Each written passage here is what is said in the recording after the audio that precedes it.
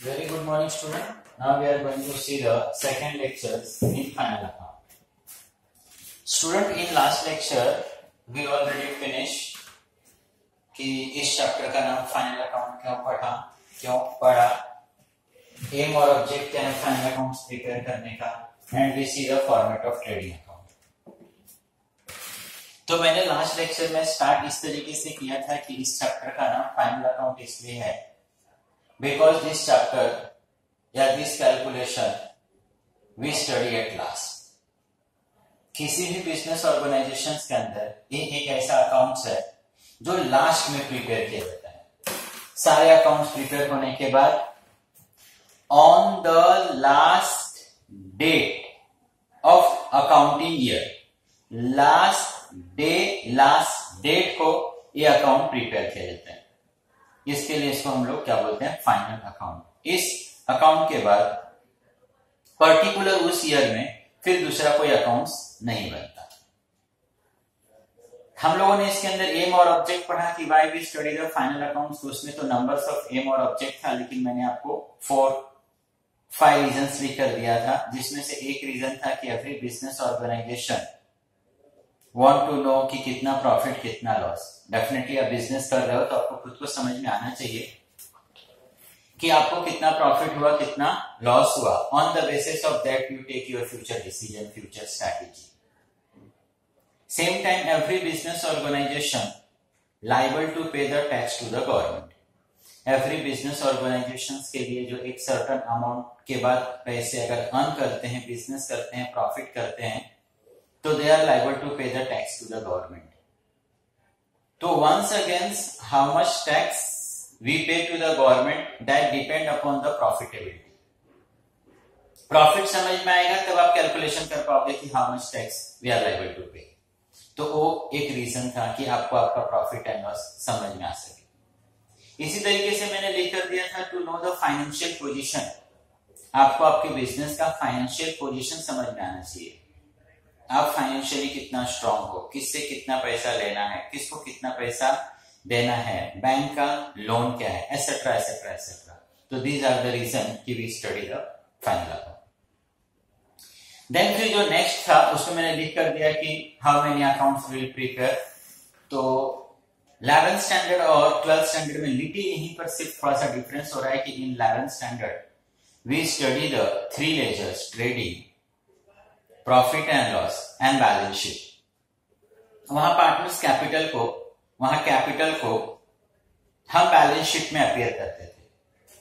In 12th standard we more accounts. Trading we will prepare. Trading account is known as the factory account. Will prepare the profit and loss known as the office account. यहां पर सिर्फ हम extra ये करने जा रहे हैं कि we prepare the partners capital also and once again our balance sheet. तो ये 4 लेजर्स हम लोग प्रिपेयर करते हैं. ट्रेडिंग प्रॉफिट एंड लॉस जो हम लोग प्रिपेयर करते हैं student, trading profit and loss के ऊपर हम हेडिंग लिखते हैं trading account for the year ended, profit and loss account for the year ended, और बैलेंस शीट के ऊपर लिखते हैं एज ऑफ.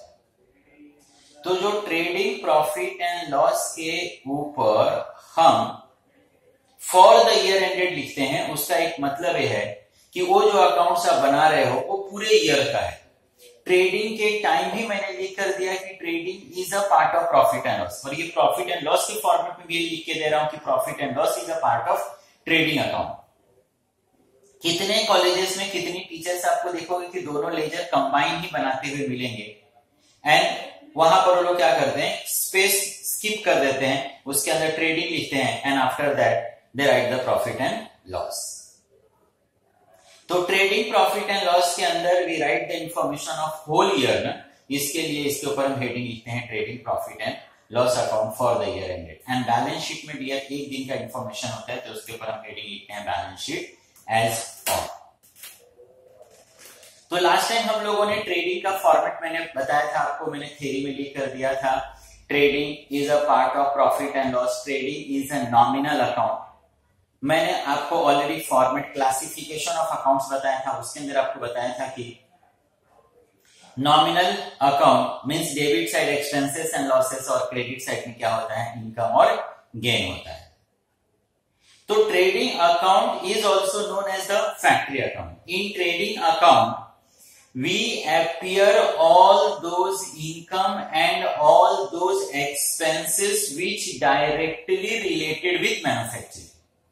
ट्रेडिंग के अंदर हम वह इनकम और वह एक्सपेंसेस को अपीयर करते हैं which directly related with manufacturing, जिसका डायरेक्ट रिलेशंस ना उस गुड्स के बनने के साथ है, आपके बिजनेस ऑर्गेनाइजेशन के साथ है। मैं स्टूडेंट को एकदम सिंपल बोलता हूं कि सिंपल स्टूडेंट तो ये सोच कि जिस दिन तू उस एक्सपेंसेस को करना बंद कर देगा ना, तेरा वो जो बिजनेस जो आप कर रहे हो ना, जो आप बिजनेस रन कर रहे हो ना, वो बिजनेस होना भी बंद हो जाएगा, उसका मैन्युफैक्चरिंग भी बंद हो जाएगा। वह सारे एक्सपेंसेस को we know the direct expenses and we write the trading का डेबिट साइड। क्रेडिट साइड में we write the direct income, उस बिजनेस जिसको आप कर रहे हो उससे उसको बेच करके उसको सेल करके जो पैसे कमा रहे हो, that is known as the direct income.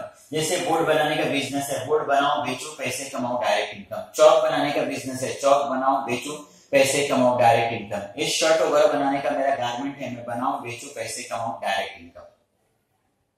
तो in trading we appear the direct income and direct expenses. Now in next lecture we are going to see the format of profit and loss और balance sheet. मैं पहले student ये clear कर दूं कि मुझे भी काफी अच्छे से समझ में आ रहा है कि उतना अच्छे से इंटरेक्ट नहीं हो रहा है इस लेक्चर में जैसे क्लास में होता है, ये काफी अच्छे से मुझे मालूम है। बट मैं अगेन और अगेन रिपीट कर रहा हूं कि at this time we have no source, हमारे पास कोई सोर्स नहीं है। तो यहां पर अभी ऐसा भी हो कि जो मैंने राइटिंग किया है वो प्रॉपर आपको शायद न दिखे, तो इसका इमेज भी हम लोग आपको क्या करने वाले हैं, सेंड करने वाले हैं। मतलब इसका इमेज निकाल कर भी मैं व्हाट्सएप ग्रुप पर आपको क्या करूंगा, सेंड करूंगा। और यहां पर भी मैं काफी स्लो रीडिंग करने की कोशिश कर रहा हूं कि जिससे किसी स्टूडेंट को अगर कोई लिखा हुआ नहीं, राइटिंग समझ में नहीं आए, तो मेरे बोलने से उस चीज क्या हो जाए, समझ में आ जाए। तो इसके लिए मैं काफी धीरे धीरे इसको बोल रहा हूं। And once again I repeat कि इसके इमेज भी हम लोग सेंड करेंगे। And once again when problem solved, सारी चीजें नॉर्मल हो जाएंगी, then all these things we'll see on classroom also। हम लोग क्लासरूम में भी उन सारी चीजों को क्या करेंगे, देखेंगे। तो next format is profit and loss. Profit and loss account देखो क्या लिखा है। Profit and loss account is nominal account. Once again student trading की तरह, जैसे ट्रेडिंग में लिखा था वहां मैंने ऑलरेडी बताया कि trading is a part of profit and loss. तो मैंने लिखा है कि profit and loss account is nominal account. ये भी नॉमिनल अकाउंट है। नॉमिनल का मतलब डेबिट साइड में expenses and losses, credit side income और gain. It is continuous of trading account, मतलब ये ट्रेडिंग का ही कंटिन्यूअस पार्ट है। First we write the trading and then we write the profit and loss. तो it is continuous of trading account, trading account का continuous part है। वही तो रीजन मैंने बताया है। कितने टीचर्स आप देखोगे कि they not prepare trading and profit and loss separately. कितने टीचर्स आपको ऐसे मिलेंगे कि trading and profit and loss they prepare combine. वो लोग थोड़ा सा स्पेस रख देते हैं और उस जो ऊपर का स्पेस उन्होंने रखा है, दे राइट द डायरेक्ट इनकम और एक्सपेंसेस, ट्रेडिंग के आइटम को अपीयर करते हैं और उसके नीचे वो प्रॉफिट एंड लॉस। तो कितने टीचर्स ऐसे मिलेंगे कि they prepare the combine. Profit and loss account show net profit and not net loss of business. इसका ये इंटेंशन होता है फाइंड करने का, इसी के लिए हम लोग इसको प्रिपेयर करते हैं। जैसे ट्रेडिंग का इंटेंशन था ग्रॉस प्रॉफिट फाइंड करना। ग्रॉस का मतलब अभी है टोटल, उसमें से अभी भी एक्सपेंसेस माइनस करना क्या है, बाकी है। That is not our actual profit. तो उसके बाद भी अभी भी उस बिजनेस के लिए एक्सपेंसेस किया गया है, तो वो एक्सपेंसेस अब ऑफिस में किया गया है, जिसको हम लोग प्रॉफिट एंड लॉस के नाम से जान रहे हैं। तो profit and loss account show net profit net loss of the business, all indirect expenses. मैंने बताया ना कि इसके अंदर ट्रेडिंग के अंदर डायरेक्ट, ट्रेडिंग के अंदर क्या था student, direct. Profit and loss के अंदर क्या है, इनडायरेक्ट। मैं बार बार आपको रिक्वेस्ट करता हूं कि आप बाहर के चक्कर में मत पड़ना। बाहर करोगे ना day to day study difficult होते जाएगा, तो आप बाहर मत करो, समझने की कोशिश करो। मैंने बताया कि initially it take a time, but धीरे धीरे देखोगे कि एक बार आप जब इससे फैमिलियर हो जाओगे ना, तो ये स्टडी आपके लिए कितना इजी बन जाएगा। तो ट्रेडिंग के अंदर हम लोग क्या लिख रहे थे, डायरेक्ट। यहां पर हम लोग क्या लिख रहे हैं, इनडायरेक्ट।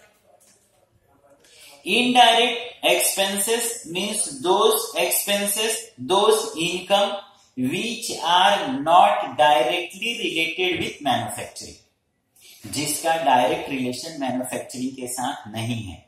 अगर मैं उस एक्सपेंसेस को फॉर द टाइम बीइंग के लिए बंद भी कर दूं, नो डाउट बिजनेस अफेक्टेड हो, शायद मुझे लॉस हो, बट इमीडिएट बिजनेस बंद होने वाला नहीं है। बंद करते ही बिजनेस अफेक्टेड होने वाला नहीं है। लेकिन ट्रेडिंग के अंदर क्या है, इमीडिएट बिजनेस अफेक्टेड। जैसे रॉ मटेरियल परचेज करना बंद, इमीडिएट बिजनेस बंद। फैक्ट्री के अंदर इलेक्ट्रिसिटी का सप्लाई, पावर का सप्लाई बंद, इमीडिएटली बिजनेस बंद, मैन्युफैक्चरिंग अफेक्टेड। बट ऑफिस के अंदर इलेक्ट्रिसिटी का सप्लाई बंद, पेपर वर्क रुकेगा, मैन्युफैक्चरिंग नहीं रुकेगा। बहुत सारी जगह पर आप देखते हो कि संडे को ऑफिस में हॉलीडे होता है, बट फैक्ट्री क्या रहता है, उनका चलते रहता है। तो in profit and loss we appear indirect income and expenses.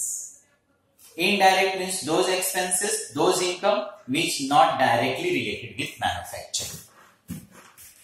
देखो लिखा है revenue expenses of the current year. Revenue का मतलब होता है रेगुलर, जो हमेशा होने वाला होता है। Revenue expenses of current year whether paid और payable are debited to profit. अब ऑलरेडी मैंने आपको बता दिया है कि profit and loss is a nominal account. Nominal के अंदर बताया है कि debit side expenses and loss होता है, क्रेडिट साइड इनकम और गेन होता है। तो इसी चीज को फिर से और ज्यादा रिपीट कर रहा है कि देखो प्रॉफिट एंड लॉस में क्या करता है, और इनडायरेक्ट प्रॉफिट एंड लॉस में क्या करते हैं, रेवेन्यू एक्सपेंसेस करंट ईयर का वेदर पेड और पेबल, मतलब पेड कर दिया या पेड करना बाकी भी है, all those we appear profit and loss का डेबिट साइड, हम लोग डेबिट में अपीयर करते हैं। All indirect income, example revenue income जो रेगुलर होने वाला इनकम है, of current year which are received और रिसीवेबल, जो हम लोगों को मिल गया है या मिलने वाला है, that we write the profit and loss का क्रेडिट साइड। मतलब profit and loss is a nominal account, जिसके डेबिट साइड में expenses and losses, credit side में इनकम और गेन।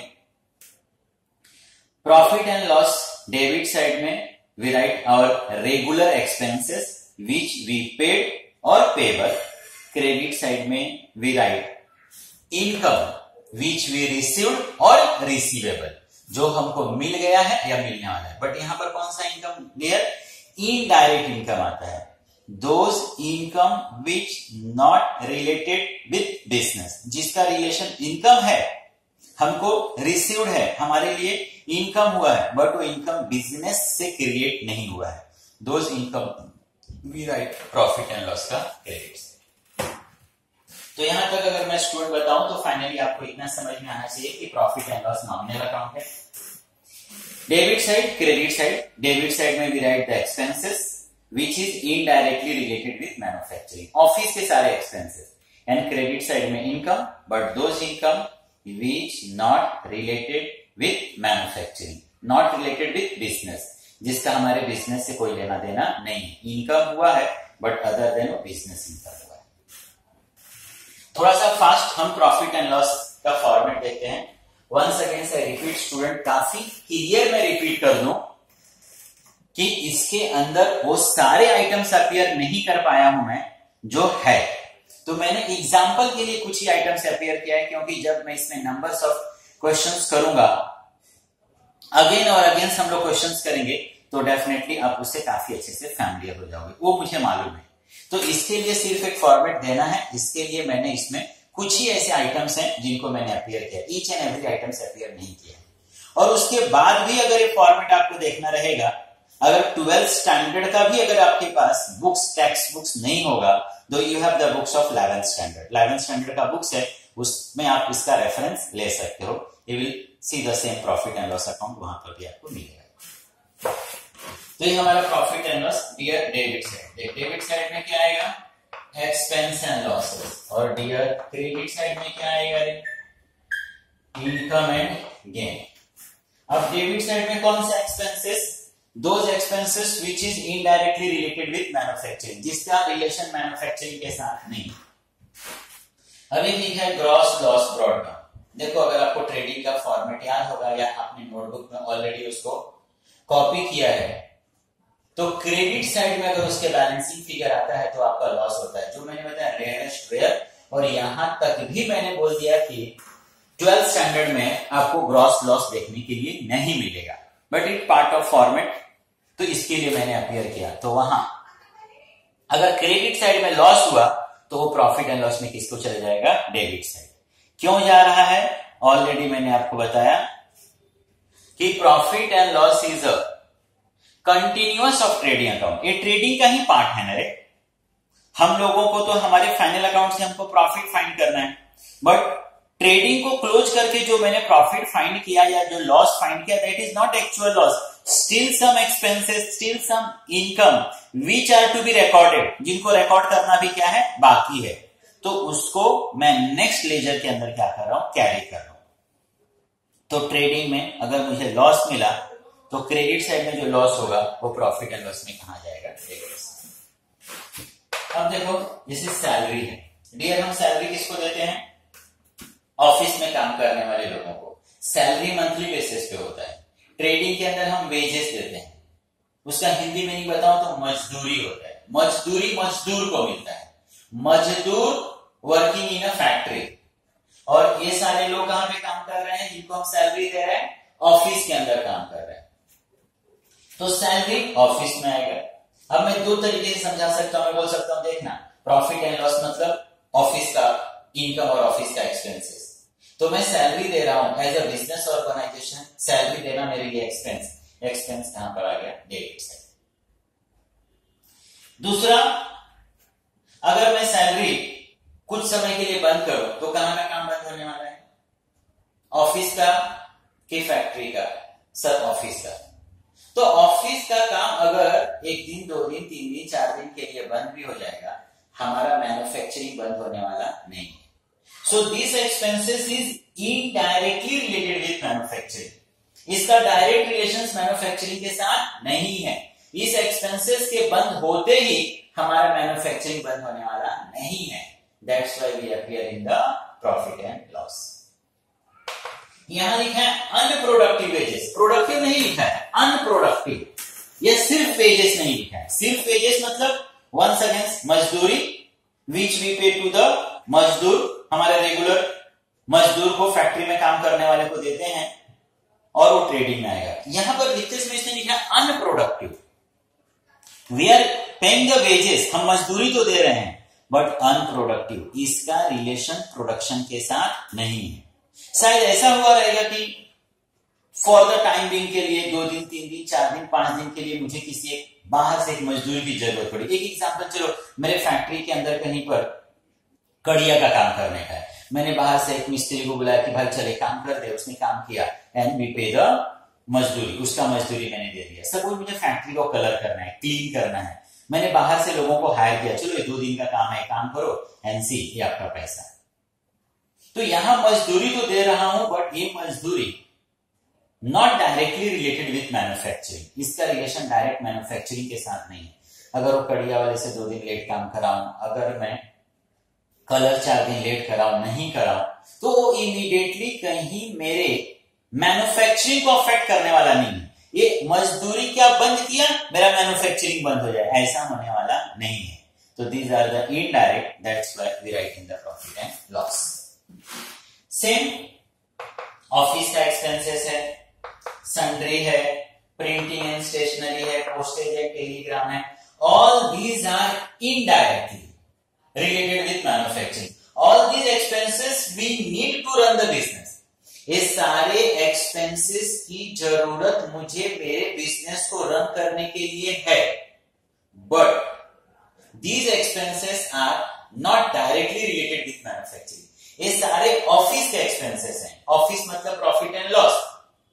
अगर मैं इन एक्सपेंसेस को बंद कर दूं तो इमीडिएट मैन्युफैक्चरिंग बंद होने वाला नहीं है। These expenses not directly related with manufacturing, मेरे गुड्स के बनने से इनका डायरेक्ट रिलेशन नहीं है, डायरेक्टली उससे अटैच नहीं है कि एक्सपेंसेस बंद कंपनी भी बंद, मैन्युफैक्चरिंग भी बंद, इस तरीके के एक्सपेंसेस नहीं है। इसके लिए तो इसको इनडायरेक्टली एक्सपेंसेस हम बोलते हैं, which we appear in the profit and loss. Same here, electricity और पावर के बीच का डिफरेंस समझना। ट्रेडिंग अकाउंट के अंदर भी राइट द पावर और ऑफिस के लिए भी यूज द वर्ड्स इलेक्ट्रिसिटी। अब पावर का मतलब क्या हो गया, वह electricity which we require to run the machine. अब उसका जो पावर देखोगे, उसका जो वेटेज देखोगे, वो ज्यादा होता है। कभी कभी आप सुनते हो 2 फेज 3 फेज लाइक दैट। तो वो मशीन और इक्विपमेंट के हिसाब से, फैक्ट्री के हिसाब से, वो बीएसटी से आपको एक अलग तरीके का सर्विस मिलता है। तो उसके लिए वर्ड्स यूज किया गया है power, which directly related with manufacturing. Power का सप्लाई बंद, मशीन का चलना बंद, फैक्ट्री इमीडिएटली बंद।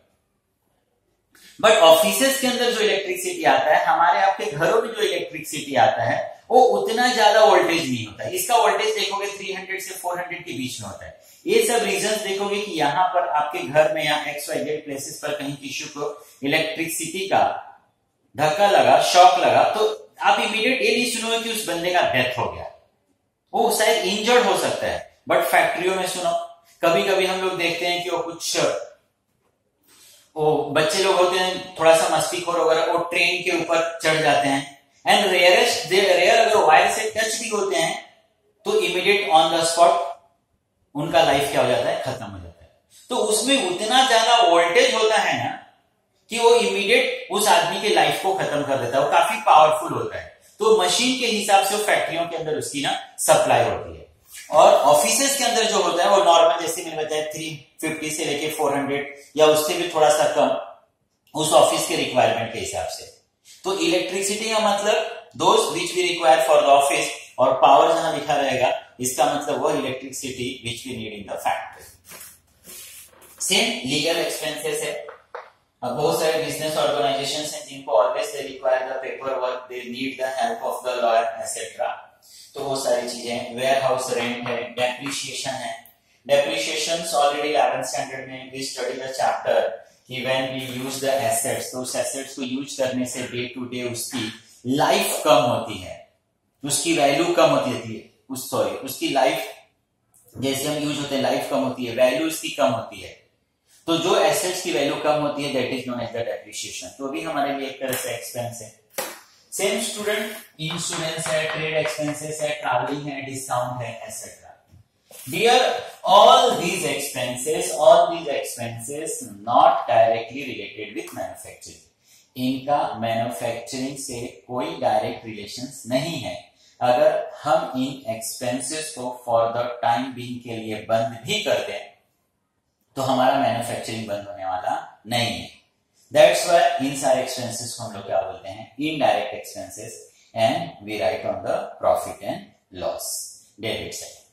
अब इसको स्टूडेंट थोड़ा सा समझ लेना, यहां तो मैं बताऊंगा जब क्वेश्चन आएगा तो वहां पर और ज्यादा आपको मैं समझाने की कोशिश करूंगा। बैड डेब्ट्स, बैड डेब्ट्स मतलब हमारा पैसा क्या हो जाना, डूब जाना। ट्रायल बैलेंस में आपको बैड डेब्ट्स दिया है तो आपका ओल्ड बैड डेब्ट्स है, मतलब पहले से ऑलरेडी हुआ है। एडजस्टमेंट में दिया है, इसका मतलब वंस अगेंस्ट आपको करंट ईयर में लॉस हुआ, तो पहले से सपोज मुझे किसी एक अमाउंट का लॉस था, फिर से मुझे लॉस हुआ, तो लॉस में लॉस क्या हो जाएगा, प्लस। जैसे कि एग्जांपल, चलिए पहले से 1000 रुपीज का लॉस था, फिर एक 2000 रुपीज का लॉस हो गया। एंड एडजस्टमेंट में ही सपोज मुझे दिया है RB, reserve for doubtful debt. This is not actual loss, bad डेब्ट इज अ लॉस, ये एक्चुअल लॉस नहीं है, ये तो माइट बी लॉस, शायद मुझे लॉस होगा। रिजर्व फॉर डाउटफुल डेट, मैं ऑलरेडी डाउट में हूं कि शायद मुझे लॉस होने वाला है, तो we keep some part of amount aside, इसको हम लोग साइड में रख रहे हैं। तो सपोज इस तरीके का एक लॉस है, सपोज मैंने सोचा कि चल 2000 रुपीज का लॉस होगा, देन टोटल लॉस इज 5000। लेकिन हम लोगों ने ये जो लॉस सोचा था कि ये लॉस होगा, this is not actual loss. ये तो हम लोगों ने सोचा था कि शायद हम लोगों को लॉस होने वाला है, और हम लोगों ने जिस लॉस को पहले एज्यूम करके रखा था कि अरे नहीं यार हमको लॉस हो जाएगा, एक 2000 का 3000 का, लेकिन हम लोगों को जितना हमने सोचा था उतना लॉस नहीं हुआ। हमने सोचा था कि 3000 रुपीज का लॉस हो जाएगा, तो 3000 हम लोगों ने एक्सपेंस एज्यूम कर लिया, उतने से हमारा प्रॉफिट कम हो गया, हमने गवर्नमेंट को उतना टैक्स कम पे किया, बाद में हमको मालूम पड़ा नहीं 3000 का लॉस नहीं हुआ, एक्चुअल में तो हमको 1000 रुपीज का ही लॉस हुआ। तो इनडायरेक्टली मैं बोलूं या दूसरे तरीके से मैं बोलूं तो मुझे तो फिर से 2000 रुपीज का क्या हो गया, इनकम। तो ये मैं समझ रहा था कि मुझे 5000 रुपीज का टोटल लॉस होगा, बट जिसको मैंने समझा था कि मुझे 3000 का लॉस होगा, वो 3000 का लॉस नहीं होके 1000 रुपीज का लॉस हुआ, मतलब एक तरह से मुझे 2000 रुपीज का क्या हो गया, फिर से रिटर्न्स मिला। तो एक्चुअल लॉस कितना हो गया आपका, 3000 रुपीज। तो bad debts old, new bad debts उसमें प्लस कर देंगे, आरडीडी होगा तो उसको भी प्लस कर देंगे। अब ये सब हो गया कि शायद ये हमको लॉस होने वाला है, और हमने जितना लॉस सोचा था उतना नहीं हुआ। सपोज पार्ट ऑफ मनी हम लोगों को उसमें से रिकवर हो गया, तो that be minus. Credit side में जाओगे स्टूडेंट, ग्रॉस प्रॉफिट जो ट्रेडिंग के डेबिट साइड में आपको मिलेगा, एवरी क्वेश्चन मोस्टली आपको ग्रॉस प्रॉफिट ही मिलेगा। तो ट्रेडिंग का डेबिट, प्रॉफिट एंड लॉस का credit. And dear all these are indirect income. ये इनकम है लेकिन आपने अपने बिजनेस से अर्न नहीं किया है, ये कहीं और से अर्न किया है, लेकिन आपको इनकम है, तो ये इनडायरेक्ट इनकम है। Profit and loss is a nominal account, debit side में expenses and loss, credit side में इनकम और गेन। तो ये इनकम है ना डियर, तो इसको हमने कहां पर अपीयर कर दिया, क्रेडिट साइड में। प्रॉफिट लिखा है मैंने, प्रॉफिट के अंदर आपका प्रॉफिट इनकम क्या हो जाना चाहिए, प्लस। जैसे इंटरेस्ट रिसीव्ड, आपके पास एक्सेस पैसा था, आपने बैंक के अंदर एफडी कर दिया, आपने किसी को पैसे दिए हैं एंड आपको वहां से इंटरेस्ट मिल रहा है। कमीशन रिसीव्ड, आपको कहीं से कमीशन मिल रहा है, किसी के लिए कुछ काम किया, आपको वहां से इनकम हो रहा है। डिस्काउंट आपको मिला, रेंट मिला, एटसेट्रा। तो all these are the income, but this income is not your business income. ये बिजनेस के इनकम नहीं है। आप जो भी XYZ बिजनेस कर रहे हो उसके गुड्स को बेच करके ये आपने अर्निंग नहीं किया है, अर्निंग तो किया लेकिन कहीं और से अर्निंग किया, तो ये आपके लिए indirect income. And indirect income derive the profit and loss का क्रेडिट साइड। तो once again I repeat, profit and loss is a nominal account, debit side में expenses and losses, credit side में income और gain. Debit में those expenses which indirectly related with manufacturing, इसको मैं बोल सकता हूं ऑफिस का एक्सपेंस। क्रेडिट साइड में those income which indirectly related with manufacturing, या हमारे बिजनेस का इनकम नहीं है, कहीं और से मैंने पैसे कमाए, that we write on the credit side. Ledger close करने का तरीका से वंस अगेन, डेबिट का टोटल, क्रेडिट का टोटल, जो टोटल बड़ा रहेगा that we write both the side, और जो कम रहेगा वो माइनस। क्रेडिट मतलब इनकम, अगर आपका क्रेडिट साइड बड़ा हुआ तो आपको प्रॉफिट होगा, और अगर आपका डेबिट साइड बड़ा हुआ तो आपको लॉस होगा। जो भी आपको हो, प्रॉफिट हो, लॉस हो, इस प्रॉफिट एंड लॉस के राइट्स किसका रहेगा, अधिकार किसका रहेगा, पार्टनर्स का। तो this profit and loss we divide among the partners. वो हम लोग किसको डिवाइड कर देंगे, तो this profit and loss we divide among the partners. Okay student, तो इस लेक्चर्स में फिलहाल में इतना ही, क्योंकि प्रॉब्लम से हो जा रहा है ना कि 32 मिनट से ज्यादा का वीडियो नहीं बन पा रहा है।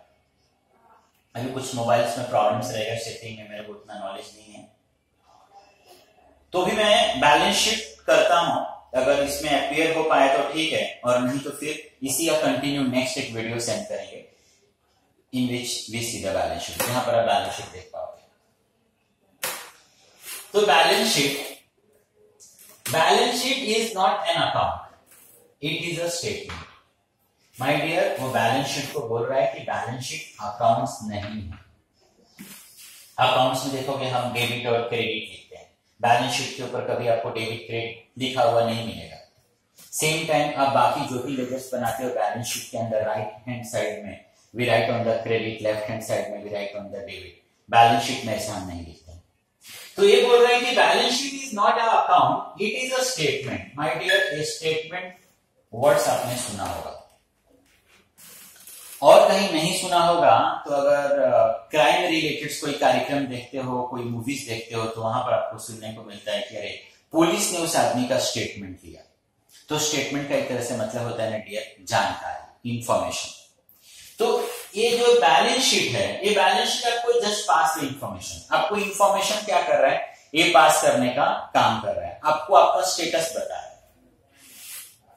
Showing financial positions of the business, financial का मतलब मनी रिलेटेड, आपको फाइनेंशियल पोजीशंस के बारे में इंफॉर्मेशन देता है ऑन पर्टिकुलर डे। पर्टिकुलर का मतलब क्या होता है, खास, एक निश्चित दिन का वो आपको इंफॉर्मेशन देता है। इट शो एसेट्स लायबिलिटी, ये आपको क्या दिखाता है डियर, एसेट्स और लायबिलिटी। ये बैलेंस शीट, ये आपका लायबिलिटी, ये आपका एसेट्स।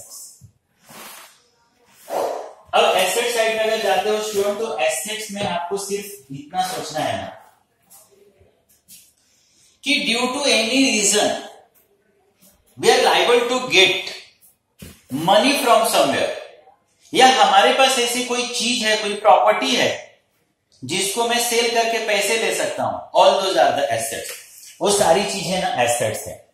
मैं रिपीट तो करूंगा, लेकिन आपको इसमें ज्यादा टेंशन नहीं लेना है। आपने इसके अंदर ये टारगेट करना है कि all those things which we sell, जिसको मैं पैसे में कन्वर्ट कर सकता हूं या मुझे कहीं से पैसा लेना है, वो सारी चीज आपके लिए क्या है, एसेट्स हैं। गुडविल, रेपुटेशन कंपनी का, लैंड एंड बिल्डिंग है, फ्री होल्ड प्रॉपर्टी है, प्लांट एंड मशीन है, फर्नीचर है, पेटेंट है। पेटेंट का मतलब होता है स्टूडेंट एक तरह से रजिस्ट्रेशन बोलो या लाइसेंस। आप कोई चीज बनाते हो ना, आपने उसको इनोवेट किया, आपने उसका खोज किया, आपने उसका आविष्कार किया,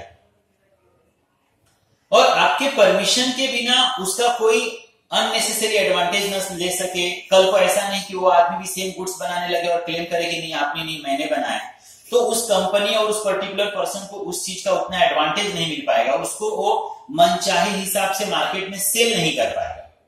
तो जैसे ही कोई XYZ गुड्स बनाता है तो गवर्नमेंट के पास जाके उसको रजिस्टर कराता है, उसका पेटेंट लेता है, एक तरह से मालिकाना हक उस आदमी का होता है।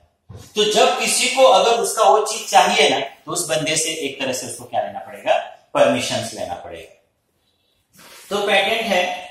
इन्वेस्टमेंट मतलब हमने कहीं पैसा इन्वेस्ट करके रखा है। लूज टूल, लूज टूल का मतलब होता है डियर एक तरह से आप बोलोगे औजार। आप गैरेज में चले जाओ, मैकेनिक्स लोगों के पास चले जाओ, आप देखोगे कि उनके पास टूल बॉक्स होता है, एक बॉक्स रहेगा, उसमें हथौड़ी, पाना, पकड़, ये सारी चीजें रहती हैं। तो all these are the assets. अब ये एसेट्स कैसे हैं, रियल कैसे हैं, इन सारी चीजों को मैं कैश में कन्वर्ट कर सकता हूं। इन सारी चीजों को, ये जो सारी चीजें हैं, अगर मैं अच्छे से रखूं तो मोर देन 1 ईयर चलेगा, और डेफिनेटली बेचूं तो मेरे को इसमें से पैसा मिलेगा। तो all these are the assets. तो एसेट्स के लिए मैंने आपको क्या बता दिया कि आपको किस तरीके से ध्यान में रखना है एसेट्स के लिए, कि कोई भी XYZ चीज जिसको मैं कैश में क्या कर सकता हूं, कन्वर्ट कर सकता हूं, या मुझे कहीं से पैसा मिलने वाला है। गुडविल मैंने बताया कि अच्छा नाम, रेपुटेशन कंपनी का। एक सपोज आज के डेट में हम लोग एक कंपनी खोले, एक सोप बनाने की कंपनी खोले, मार्केट में बेचे, शायद वो नहीं बिकेगा, लेकिन नो डाउट गोदरेज का फुल फ्लेज बिक रहा है, हिंदुस्तान लीवर फुल फ्लेज बिक रहा है। वही अगर वो गोदरेज वाला, हिंदुस्तान लीवर वाले हमारे सब कुछ किसी तरीके से एक लिंक में है, और हमने बोला कि चलो यार हम अपना नाम रखना चाहते हैं, तो वो अपना नाम जो देंगे वो फ्री में नहीं दे देंगे, दे चार्ज फॉर दैट। मतलब अपने नाम के बदले में हमसे क्या लेंगे, पैसे लेंगे। That is known as the goodwill. Land and building आपको मालूम है, फ्री होल्ड प्रॉपर्टी, ऐसा जगह आपके पास है, प्लांट एंड मशीन है, फर्नीचर है, पेटेंट है। इन्वेस्टमेंट मैंने बताया, somewhere we invest the money. कितने लोगों को देखोगे लैंड के अंदर, आप कितने लोगों के मुंह से सुनते हो, अरे मी जागेमध्ये पैसे इन्वेस्ट केला है, कोई लैंड खरीदता है, कोई फ्लैट खरीदता है, कोई XYZ गोल्ड में पैसे इन्वेस्ट। मतलब मैंने पैसे ऐसी जगह रखा है जो फिर से मुझे रिटर्न्स क्या होने वाला है, मिलने वाला है। लूज टूल मैंने बताया। डेटर्स, डेटर्स का मतलब ये होता है all those person to whom we sell the goods on the credit, जिसको मैंने क्रेडिट पर क्या किया है, सेल्स किया है, and in future will get the money. Closing stock of raw material का मतलब एक तरह से बचा हुआ मटेरियल। मेरे पास बचा हुआ मटेरियल्स है, तो डेफिनेटली मेरे लिए क्या है, एसेट्स है। नेक्स्ट ईयर में यूज करने वाला हूं, और न भी यूज करूं, अगर मैं उसको सेल करूं तो once again we convert in cash, उसको मैं फिर से कैश में क्या कर सकता हूं, कन्वर्ट कर सकता हूं। तो यही मेरे लिए क्या होता है, एसेट्स। वो सारी चीजें जिसका लाइफ मोर देन 1 ईयर रहे और मैं उसको फिर से कैश में कन्वर्ट कर सकूं, रियल, और वही हम लोग बोलते हैं प्रॉपर्टी एंड एसेट्स। तो ये सारी चीजें आपके पास एसेट्स है। लायबिलिटी का मतलब क्लियर, एक तरह से मैं ये बोल सकता हूं कि due to any reason we are liable to pay someone. किसी भी रीजन से ना हमको किसी को पेमेंट करना है, हमको किसी को पैसे देने हैं, वो हमारे लिए एक तरह से लायबिलिटी है। जैसे भी कैपिटल एक्स और वाई, मैंने एग्जांपल लिखा तो मैंने बार बार बताया कि पार्टनर अलग है और बिजनेस अलग है। As a business accountant partner ने जो भी पैसे लाया है, आज नहीं तो कल बिजनेस को वो पैसा उस पार्टनर को रिटर्न करना है। तो बिजनेस के लिए ये लायबिलिटी है कि पार्टनर का पैसा उसको रिटर्न करना है। तो बिजनेस के लिए क्या हो गया, liability. As a accountant we are liable to pay partner, partner को हमको उसका पैसा वापस करना है। क्रेडिटर, जिस तरीके से डेटर्स का मतलब कि those person to whom we sell and we receive, creditors का मतलब होता है those person from whom we purchase on the credit. ज्यादा करके इसका मतलब होता है कि जिससे हमने क्रेडिट बेसिस पे मटेरियल परचेज किया है and we are liable to return, मुझे फ्यूचर में उस बंदे का पैसा रिटर्न करना है, देना है। तो मैंने बताया ना कि due to any reason we are liable to pay someone, किसी भी रीजन से मुझे किसी को पैसा देना है, that is liability. Bills payable से आप एसेट्स में बिल रिसीवेबल देखोगे और लायबिलिटी में bills payable, we are liable to pay. मैंने किसी से पैसे लिए हैं, मैंने किसी से गुड्स परचेज किया है, due to any reason we are liable to pay, मुझे सामने वाले का पैसा देना है। Bank overdraft, we withdraw the excess money from our account, हमने अपने अकाउंट से एक एक्सेस मनी विड्रॉ कर लिया। This facilities for only business organisations के लिए फैसिलिटीज होता है, करंट अकाउंट होल्डर के लिए फैसिलिटी होता है। This is a temporary loan from the bank, bank से मैंने लोन लिया। तो डियर, अगर मैंने बैंक से लोन लिया, एक्सेस मनी विड्रॉ किया, मेरा पैसा नहीं है फिर भी मैंने बैंक से विड्रॉ किया, तो definitely we are liable to pay in future. Loan मैंने लिया, आउटस्टैंडिंग एक्सपेंसेस, मैंने बार बार लायबिलिटी में बोलते समय क्या बोला, we are liable to pay someone due to any reason, किसी भी रीजन से मुझे सामने वाले को पैसा देना है, वेदर मैं मटेरियल परचेज करूं, मैं उससे लोन ले लूं, मैं उससे उधारी ले लूं, मैं उससे काम कराऊं और उसको पैसे अभी तक मैंने नहीं दिया है, तो due to any reason our liability to pay someone, वो मेरे लिए क्या है, लायबिलिटी। तो आउटस्टैंडिंग एक्सपेंसेस है, मतलब कोई एक्सपेंसेस मुझे देना बाकी है। रिजर्व फंड, रिजर्व फंड का मतलब यह है कि when we are on the profitable, मतलब as a business we are on the profitable stage, we keep some part of profit reserve. जैसे ऑलरेडी डिसोल्यूशन चैप्टर में देखो हम लोग रिजर्व फंड पढ़ते थे, तो that reserve fund at the time of dissolution we transfer to partner, क्योंकि जब वो बिजनेस प्रॉफिटेबल स्टेज में था तो हमने थोड़े से पैसे पार्टनर के प्रॉफिट से साइड में निकाला था। आज हम फॉरएवर के लिए बिजनेस को शट डाउन कर रहे हैं, तो definitely when we are going to shut down the business, तो जिसका पैसा मैंने लेके रखा है तो मेरी लायबिलिटी है ना कि आज मैं उस आदमी का पैसा उसको क्या कर दूं, रिटर्न कर दूं। तो रिजर्व फंड हमने पैसे साइड में निकाल के रखे हैं, तो मेरी लायबिलिटी है कि मुझे सामने वाले को रिटर्न करना है। एंड प्रोविडेंट फंड, पीएफ, अब ऑलरेडी आपने सुना रहेगा कि व्हेन द वर्कर्स और XYZ किसी भी ऑर्गेनाइजेशंस के अंदर काम करते हैं तो उनके पीएफ का पैसा डिडक्ट होता है, और कंपनी क्या करता है, बिजनेस ऑर्गेनाइजेशन से पीएफ का अकाउंट ओपन करके उनके पैसे को डिपॉजिट करते रहता है। And when that particular person retired from the business organisation, तो बिजनेस ऑर्गेनाइजेशन को वो पीएफ का पैसा उस बंदे को क्या करना पड़ता है, देना पड़ता है। तो once again this is also liability for the business, business की लायबिलिटी है कि आज नहीं तो कल ये वर्कर का पैसा हमको क्या करना है, रिटर्न करेगा। तो I hope student you understood this is profit and loss और balance sheet. Already we finish the trading के बाद हम लोगों ने प्रॉफिट एंड लॉस देखा और बैलेंस शीट। अब after this we next lecture में we will see the adjustment, और वंस अगेन से एडजस्टमेंट के साथ ही पीछे के फिर से मैं थोड़ी सी चीजों को रिपीट करूंगा, एंड उसके नेक्स्ट लेक्चर्स में we will start our question answer, हम लोग क्वेश्चन आंसर स्टार्ट करेंगे। तो वंस अगेन बाय लक ये वीडियो डिसकंटिन्यू नहीं हुआ, एक ही वीडियो में दोनों चीजें रिकॉर्ड हो रही हैं, तो मैं रैपिडली थोड़ा सा फिर से एक्सप्लेन कर रहा हूं। मैंने आपको बताया कि in final account we are going to prepare the 4 ledger: trading, profit and loss, capital, balance sheet. Last time we already finished the trading. Now we see the profit and loss, and this is your balance sheet. Profit and loss को मैंने compare किससे किया? मैंने आपको बताया कि this profit and loss is a office account. Debit side में indirect expenses, credit side में indirect income. Those expenses which is not directly related with manufacturing. Office के एक्सपेंसेस हैं, इनको फॉर द टाइम बिंग के लिए बंद कर दो तो मेरा मैन्युफैक्चरिंग बंद होने वाला नहीं है. That we write the profit and loss का डेबिट. क्रेडिट साइड में those income which is not directly related with manufacturing, जिसका डायरेक्ट रिलेशन मैन्युफैक्चरिंग के साथ नहीं है, फॉर द टाइम बिंग के लिए बंद कर दूं तो भी मेरा मैन्युफैक्चरिंग बंद होने वाला नहीं है. ये इनकम तो है, लेकिन ये इनकम मुझे मेरे बिजनेस से नहीं हुआ है, ये कहीं और से मुझे मिला हुआ है, ये मेरे बिजनेस से रिलेटेड नहीं है, तो इनडायरेक्ट इनकम. बैलेंस शीट में मैंने बता दिया कि balance sheet is not account, ये स्टेटमेंट है. ये सिर्फ आपको एक पर्टिकुलर डे का ना इंफॉर्मेशन शेयर कर रहा है. Liability side and asset side. In asset side we write वह सारी चीजें जिसको मैं कैश में कन्वर्ट कर सकता हूं या मुझे कहीं से पैसा लेना है, वो सब मेरे लिए एसेट्स है.